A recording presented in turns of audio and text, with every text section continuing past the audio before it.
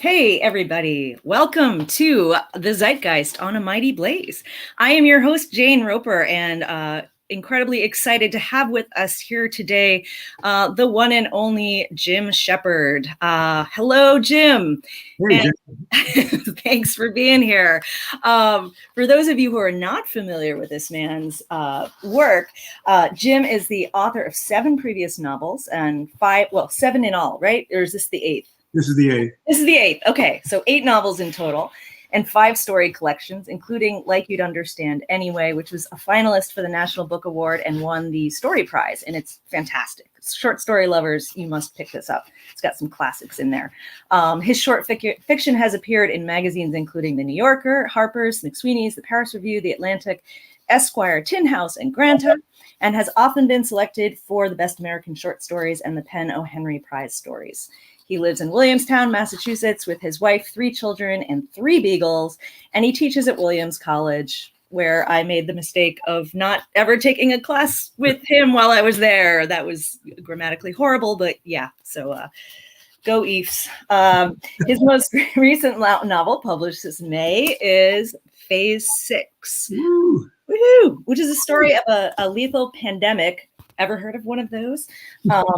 Although your pandemic in your book is much more lethal, originating from a pathogen released from thawing permafrost in Greenland. The boy who first encountered and unwittingly spread it, and the scientists racing to understand the pathogen and how to thwart it, while at the same time navigating their own emotions and senses of what matters.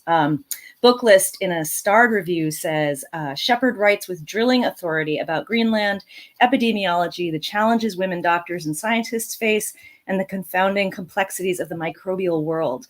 With word-by-word artistry, fluid compassion, and deep insights, Shepard emphatically dramatizes epic failure, self-sacrificing dedication, desolation, and love. That about covers it. Yeah, there's a lot covered in there. Thank you so much for being here. And I want folks to know that if you were watching live and you leave a comment or a question, you will have a chance to win this wonderful book. We'll send it out to you. So yeah, shoot a comment and we'll take questions along the way as we have time. So my first question is kind of not about the book, but it's about you and your psyche, and maybe my psyche too. I read in the Williams magazine that comes to my house periodically, which I normally ignore, but I think something was like drawing me to pick it up. And I saw something that you had read, how you've been drawn to catastrophe and disaster for all your life. You're kind of, and that's why I was drawn to this book as well, beyond my interest in your writing, kind of like I'm a disaster junkie. And I've been thinking, like, why are some people like that? Why are we like that? Like, do you know what it is that draws you to that kind of thing? I think I'm just mentally healthy enough to not go too far down that road, Jane. But I do think that there is a way in which part of what we're rehearsing in all sorts of modes is how human beings behave under pressure and how emotionally we react to difficulty. I think we all have a sort of a dim sense that emotional difficulties lie ahead of us.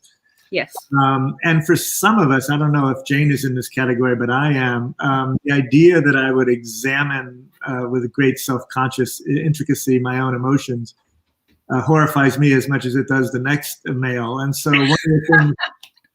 one of the things I like to do is engage historical or speculative versions of disasters as a way of sort of tricking myself into doing that kind of emotional work, because you don't go very far down the road of reading about disasters before you run head on into what human beings are doing as they collide with disasters. And as everybody's pointed out a million times, you see these enormous extremes, right? You see, like with COVID, you see these amazing stories of heroism in terms of the first responders, and you see these astonishing depths of depravity in terms of what our politicians are capable of and stuff like that. And so, we're always grappling, whether it's in literature or in our lives, with the gap between who we are at our best and who we are at our worst. And disasters really throw that into sharp relief. So that might be part of what interests us about it. Then there's just a flat out spectacular drama of it all, right? I mean, some part of the inner 10-year-old in me is just drawn to stuff like that. That's so amazing, Yeah. Well, yeah. I think there is some darkness in us. This is the reason we slow down to look at crashes on the highway. But I think you make a great point about the way humanity, you do see the extremes come out in extreme goodness and extreme depravity, and sort of the decisions people make about where they want to fall, or just maybe discovering things about themselves that they didn't know before. Yeah. And so, part of what I do, I spend a lot of my time just being drawn to these stories where you're like, because you hear about these things that human beings have faced over the centuries, and you think, how did people deal with that? Right. And once you're drawn to that, then your imagination starts to get moving again, Yeah. And so I've heard you say that the spark behind this book was when you read or heard the story of a boy in Siberia who was infected with anthrax that had been released from the thawing permafrost. And I think there's also been an incident of like bubonic plague being released from and it's scary, scary shit. This whole, like, the climate change risks that, that then translate into pandemic risk. So when did you realize, or, what made you think, okay, I want to turn that story, that inspiration, into a whole book? Well, I often do that thing that career counselors tell you to do: find something you're doing anyway and find a way to make it pay. When I came across that story about the boy in Siberia, I was like, I don't believe this, right? And like everybody else, I've been tracking just how many disasters are built into the permafrost and are going to be exposed, from methane all the way out to pathogens. And as these active layers get more and more spectacularly large, we've gone from 30 years ago in the summer, there'd be the active layer in the permafrost might be 2 or 3 inches. Now it's 6 or 7 feet. Right. And, when you add to that the idea that a lot of the northern countries are taking advantage of climate change and the greater access to the north to do extensive mining. Right. That means that millions of tons of permafrost are going to be dug up. And so when you imagine those miners, when I imagine those miners sitting next to those tons of permafrost and then flying home through sorts of huge airport hubs, I thought, if you were trying to design a worldwide pandemic, this is pretty much how you do it. And I thought, well, if I'm going to be obsessing about this anyway, I might as well think about trying to write about it, essentially. Right. Blow it out into reality. Exactly. So the elephant in the room here is the fact that, okay, you wrote a book about a pandemic, and then lo and behold, a real one comes along. Fancy that. How long before COVID struck had you finished the book? Because I think you had completed it, right? I had, yeah. In fact, I turned it into my publisher, Knopf, in February of 2020. So just as it was striking, essentially. And you didn't have to be the amazing Kreskin to figure out that there was a pandemic coming, right? I mean, epidemiologists have been warning about this for years, really because of the way humans are just swaggering into all of these areas that used to be almost completely untouched. And now being able to move out of them at a global speed means that we can infect lots of people before we're even sure we're sick, essentially. Right. Yeah. So I finished this book, and thank God, it was one of the very first books that I ever sold in advance. Because when I turned it over to my publisher, you could just feel the publisher going, when is a good time to publish this, right? Right. Do you publish it at the beginning of a pandemic, in the middle of a pandemic, or at the end of a pandemic? And I think we decided, nobody had a clear answer, but I think we decided, well, let's wait. Maybe once people have gotten a little bit of distance from it, it'll actually be something that doesn't feel like it's just ripped from today's headlines. It'll be something think about it in a slightly more contemplative way. So that's what we ended up doing. Right. Yeah. And I will say, reading it, I didn't feel particularly like, oh no, this is too much. It was kind of amazing how much it mirrored our current circumstances, and yet also felt quite different. The pathogen in your book is is more lethal, right? It has like something like 40% or worse fatality rate. And yet there's so many things in there that I was thinking, gosh, he must have done all this research. And then I'm reading this stuff and I'm like, yeah, I know about that. Yeah, I know about that. You know, we've all become so well versed in so much. But then you did have to go back into the manuscript and add in references to COVID. It would have been. There were two major changes. One was that was the smaller one, and that was really? I had to decide, okay, so we're going to have a history in which COVID preceded this, right? And so there will be some references to COVID. But even more importantly, what you just pointed out, you know, if you're writing a book about a pandemic before COVID, you have a lot of information you have to impart to people about how pandemics work, what pandemic response is like, all of that sort of stuff. And that's a lot of exposition. And discovering as the year went on that I could strip more and more out of the book because we were all getting a forced education in how all of that operates. And so essentially my book, which was pretty slim to begin with, got slimmer and slimmer as we went along. And that was fine with me. I prefer a novel that operates more of as a guerrilla action rather than like, you know, full scale invasion. I like to get in and get out quickly. If I can. Surgical strike. Yeah. Exactly. Did you feel like it changed the nature of the story on a broader level? Well, I just, you know, you're operating it with a project like this. At least I'm operating on a project like this, both in macrocosmic and microcosmic terms, right? Mm-hmm. So you're interested in how individual human beings are responding to this kind of stress, and you're interested in the sort of giant structures that are reacting as well. Mm-hmm. When you first think about a project like this, you tend to think in terms of structures, right? How does the CDC operate? How does the government operate? But really the heart of literature is how does the individual operate? Yeah. And that stuff didn't change at all. Right. One of the things that surprised me, you know, people in interviews have said, well, were you struck by how many things you got right and how many things you got wrong? You know, I tried to be as cynical as I could be about governmental and global responses, political responses to this, but I didn't come close to how stupid we could really be in a kind of a willfully low horizon way, right? Right. You make some passing. Oh, I'm sorry. Go ahead. No, go ahead. Well, you make some passing references to, you know, some political strife, and I think there was like a reference to Republican governors or something.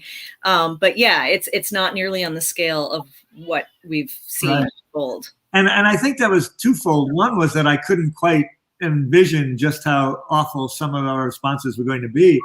But some of it too was if you're writing a novel and you head in that direction, you're changing the book tonally quite a bit. I mean, you really are heading into farce. You really are heading into an awful kind of satire, right? Where it's like black comedy, right? It's like that famous moment where Kubrick and Terry Sogin were trying to write a cautionary screenplay about nuclear war, and they ended up thinking this is so ridiculous that they had to make Dr. Strangelove, essentially. Right. Yeah, exactly. The reality is far too bizarre. So actually, on that note, you talk about things becoming a farce. You know, obviously, this is a serious book, and yet you managed to inject humor. You know, some levity into it, some wry humor, funny moments. Especially, you know, you have these two women, Denise and Janine, who are both epidemiologists, I guess, scientists, who have sort of a pattern.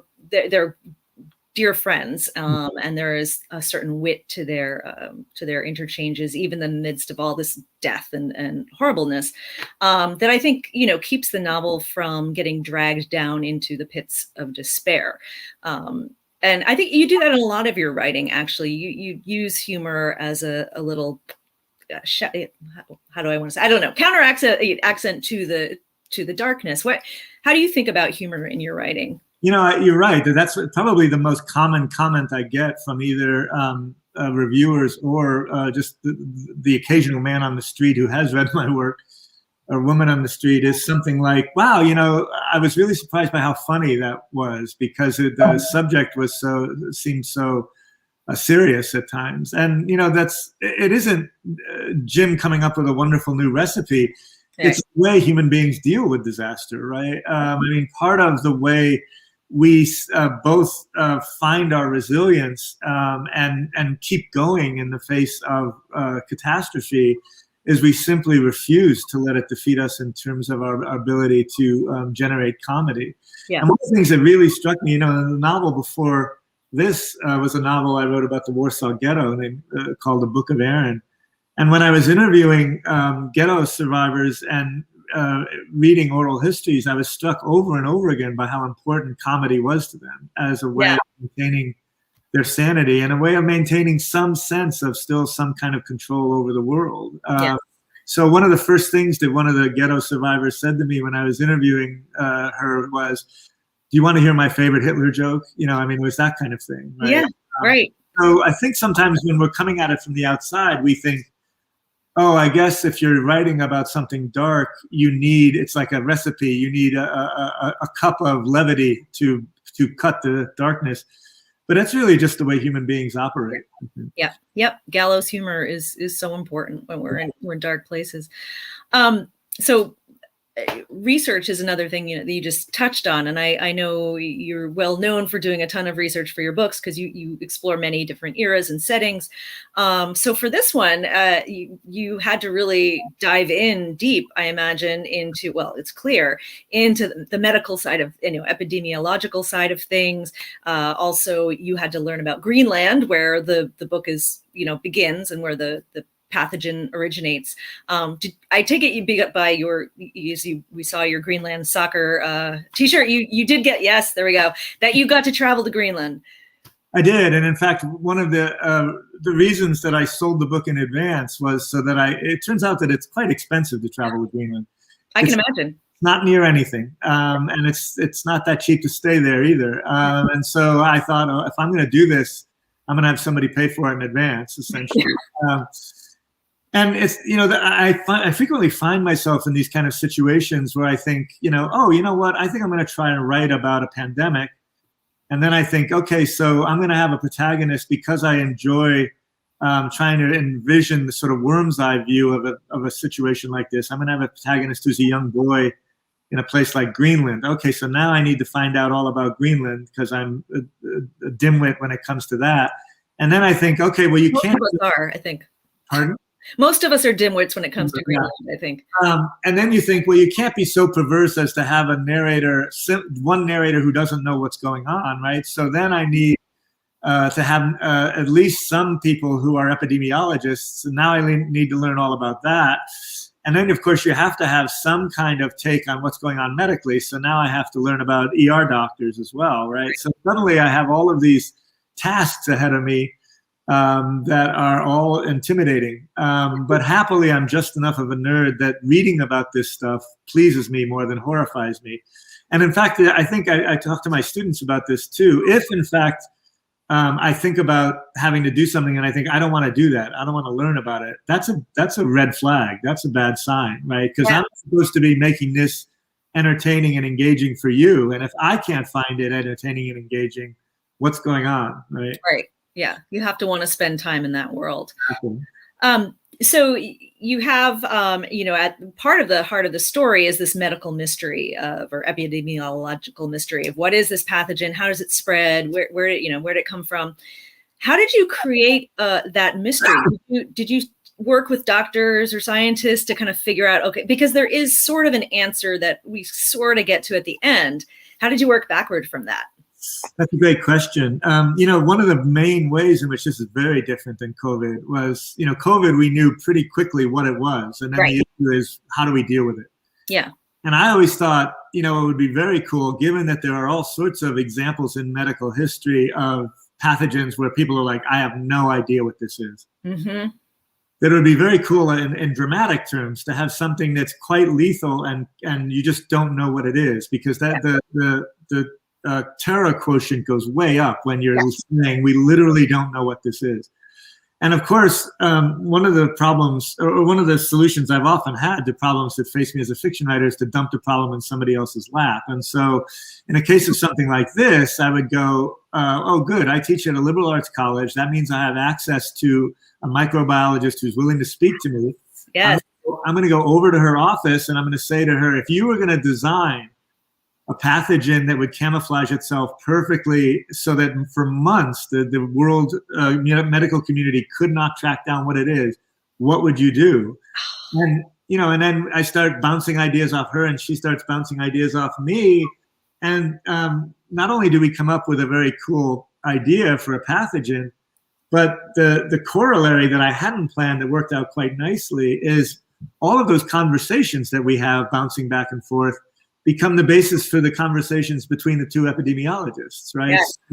Another thing that I was hoping to dramatize, which doesn't get dramatized all that often, is what it's like to do science collectively, right? Mm-hmm. What happens when Jane and Jim are trying to solve a problem together? How does that work? Because, you imagine a scientist looking into the microscope and then thinking, but what happens when you're bouncing ideas off each other?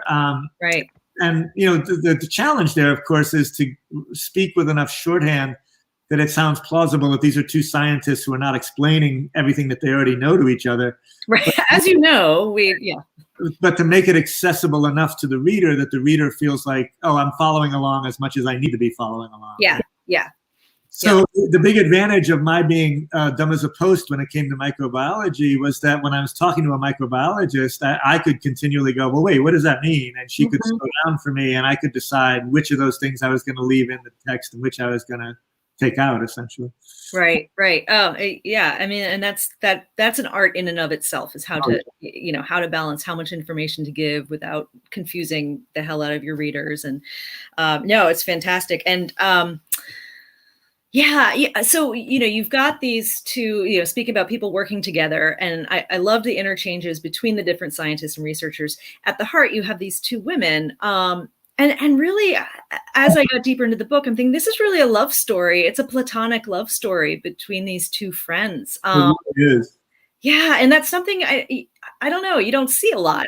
Was that part of your original plan for the book, to have it be about this intense friendship, or did that happen organically? It's always going to be about the ways in which these characters felt like, and maybe even unfairly felt like they'd let each other down emotionally. Mm-hmm. And of course, as I began to figure that out, I began to think, okay, so the more intense those feelings are, the more intense that feeling of letting somebody down would be. And so I thought, well, and one of the things that comes up all the time with researchers, and especially high-powered researchers, is how much they've sacrificed in terms of their personal lives in order to get to these levels, right? And most of them feel pretty isolated. Most of them feel very much as though they're much better at being alone with a test tube than they are being, with their families, kind of thing.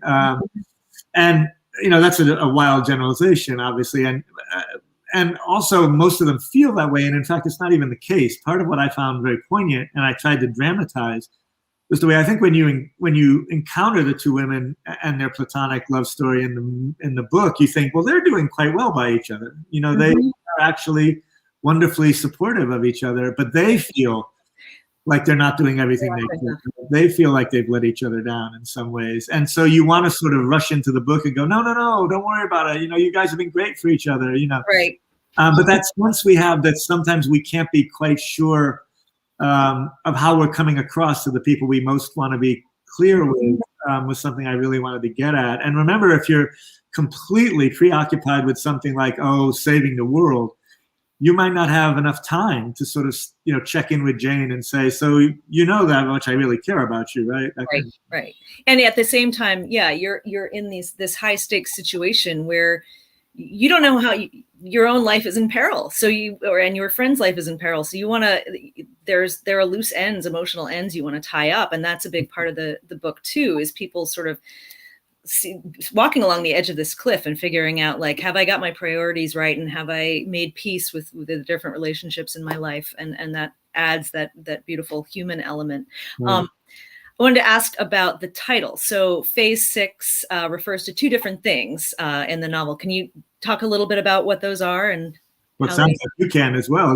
Well, I maybe can, but you can probably do it more interestingly than I can.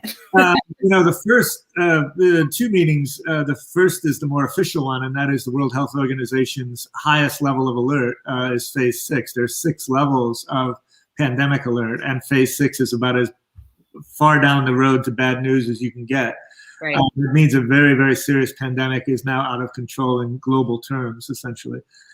And in the more interpersonal level, it turns out that one of my epidemiologists, Janine, who feels particularly inept at relationships, blew up her last relationship that meant a huge amount to her, when in the midst of what her lover thought was a very healthy stage, in a kind of joking way, walked her lover through the 6 stages of a relationship as she understood them.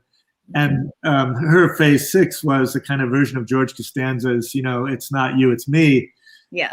And her lover thought, really, you're bringing this up now? What does that say about where you're headed emotionally? And she feels, going back to what we were saying before, well, I really blew it. I was just trying to be, witty and talk a little bit about how juxtaposed it feels in my mind between my usual fatalism and this optimism that I feel right now. And instead, I came across as somebody who had already thought this was over, right? And I feel like I sabotaged something. Right. Yeah. And that idea of realizing something is you, has, resonance with the whole idea of the pandemic and whose fault is it really? Is it the microbes, or is it us dumb humans who are going places we shouldn't be going and, exactly messing with the planet? That's what really is supposed to tie the two versions of the title together, right? Is human complicity on our own disaster, right? So even as we sympathize with human beings who are getting themselves into bad positions, we recognize that they're getting themselves into bad positions. That this isn't a situation where totally blameless human beings just have bad stuff come out of the sky. Right. Yeah. On that note, I think I'm sure you would agree that another pandemic, everyone would agree, is inevitable. Hopefully not for quite some time. In the book, there's sort of the implication that the world didn't learn a whole lot from the COVID pandemic in the world of your novel. Do you think that's going to be the case in reality, that we're going to be back to square one, or square two? I don't think we're back to square one, but I think I would make a distinction between strategy and tactics. I think that, for example, every pandemic that comes by, we learn a little bit tactically, and we learn a little bit more fully how to rapidly respond in basic reactive ways, right? So probably the next pandemic will be much better at rolling out masks, or something like that. Right.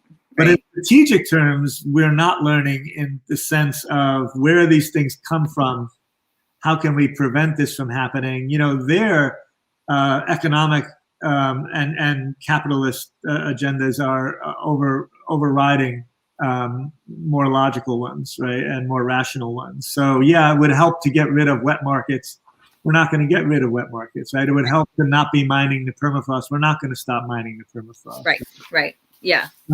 Even as climate change proves itself to be economically disastrous, we pretend that we need to make decisions like the kind of decisions we're making to ignore climate change for economic reasons, right?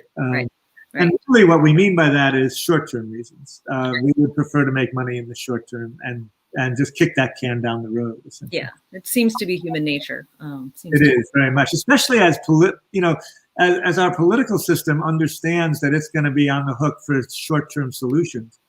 Right. It has really no incentive to handle long-term solutions, right? Yeah, it's a self-perpetuating problem. I think so. Yeah. So we have a bunch of questions and a bunch of lovely comments here. I'm going to see if there's something I can. You want to win a book, clearly. Yeah, and you got to comment and ask a question to win a book. So yeah. Oh, okay. From Elizabeth. Hi, Elizabeth.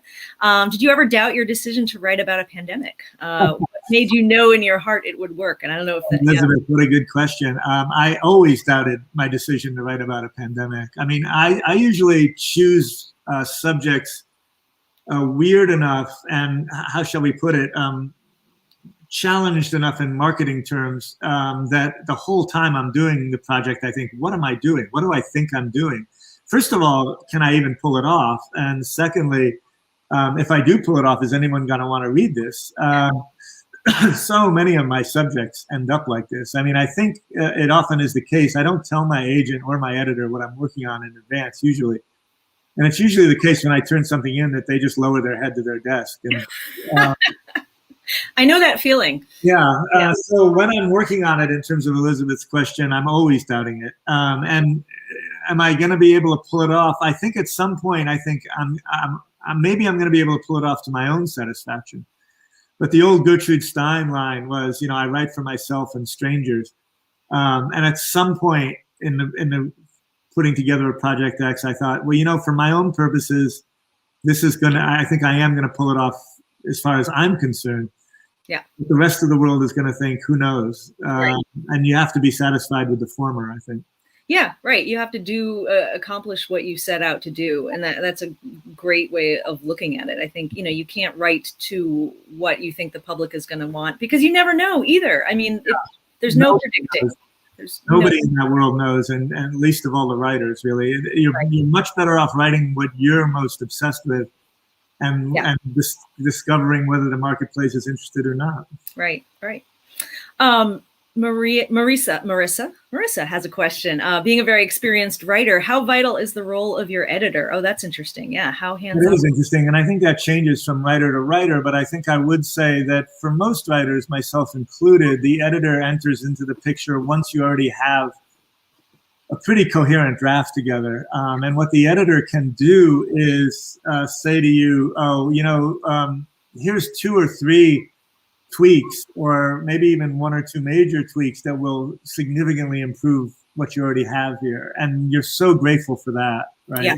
So you might say something like 85% of the book is already together, 90% of the book is already together, but an editor, besides line editing, which is of course quite important as well, sure, an editor with that last 10% can say, well, have you thought about this? And as you know, that last 10% can make all the difference. Absolutely. Yeah. And if you have someone that, you're simpatico with, and you feel like they get what you're trying to accomplish and not working against it. Mm-hmm. Bojena would like to know, is there anything you still find challenging in your writing process? Oh, yes. This is a question writers get a lot. Is it easy? Is it easy now? You've done it?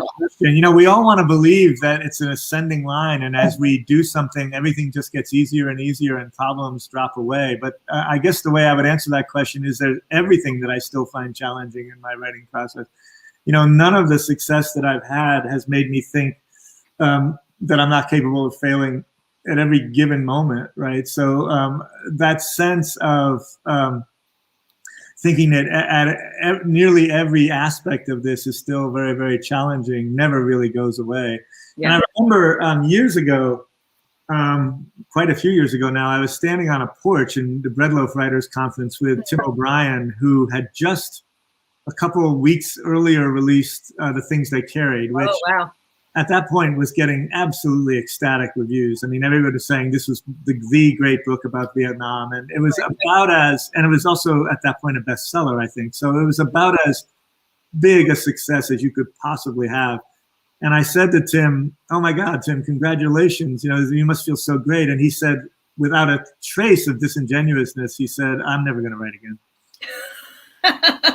And I just thought, I don't know how. I just thought, wow. So there isn't really a moment that you get to when you think, I am free of these anxieties now, right? Right. Unless maybe I feel like there must be some people like Norman Mailer never, There's some people who either actually have so much ego or pretend they have so much ego that they're immune to this. Right.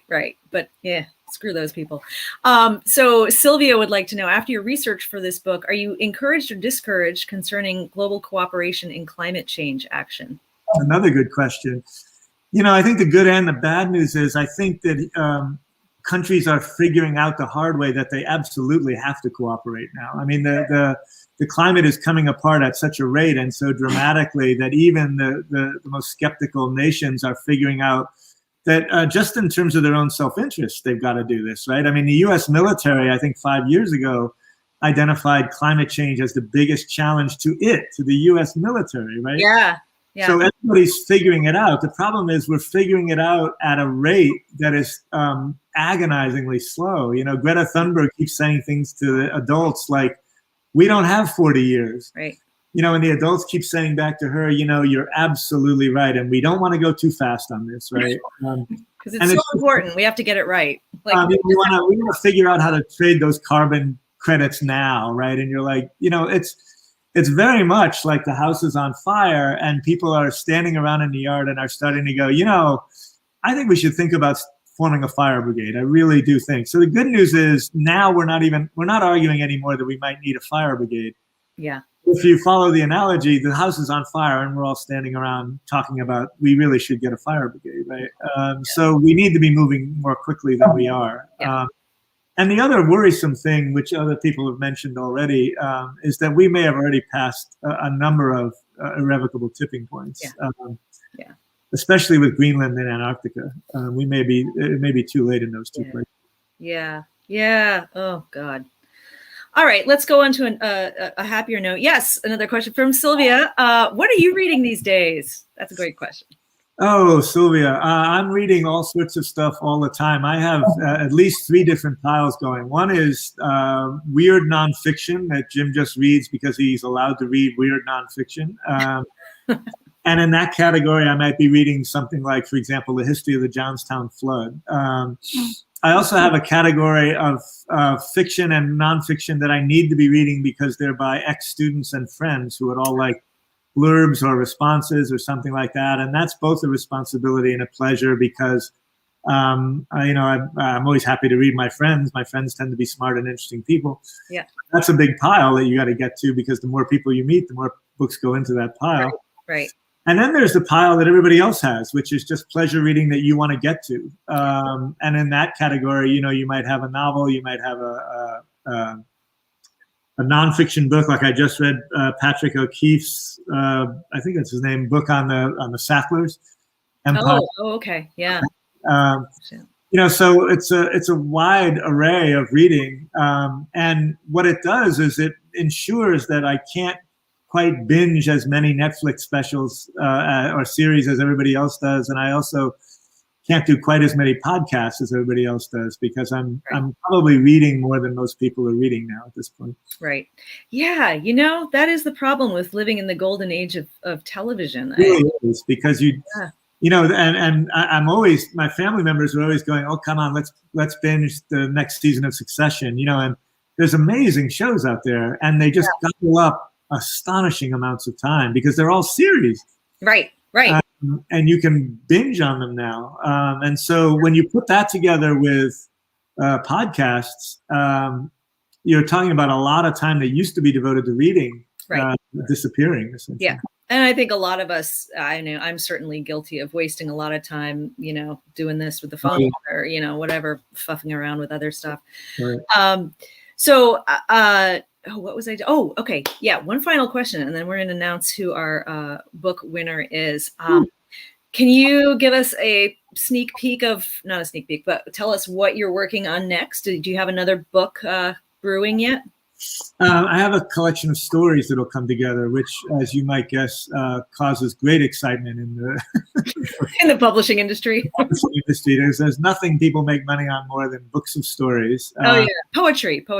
Exactly, maybe poetry. So I have maybe 4 or 5 stories together already, and when I generate maybe 3 or 4 more, I'll have a collection and I'll bring it to my publisher, and my publisher will politely smile and say, okay, well, maybe we'll publish this at some point. Well, we like stories. I love reading stories. That's the spirit. Yeah, we all like stories. Yay. Yeah. All right. So Julie there. Oh, okay. Julie behind the scenes is going to pick a winner. And in the meantime, I make sure. Oh, Bozina Feldman, you are the winner of Phase 6. Woo! Yeah. You're going to you will tear through this. It is gripping. It is, it's just a great read. It's a really, I hesitate to, I was going to say it's a fun read, and it seems a little weird to call a book about a pandemic a fun read, but it's like, it's a good juicy read. So, of course, everyone can pick it up from their local bookstore. If you are in Massachusetts, there is Book Moon, right? Yes, and it's in East Hampton. Okay, yeah. So if you're local, pick it up there, and that would be awesome. Oh wait, last question under the wire. Who's your publisher? I'm going to answer that. It's Knopf. Knopf, like on Seinfeld. So awesome. Thank you so much, Jim. Really appreciate having you here. And I feel in some small way like I've gotten to make up for making the mistake of not taking a class of yours, getting talked with you today. So there you go. And I don't even have to get graded. So there you go. So it's awesome. All right. Thank you so much.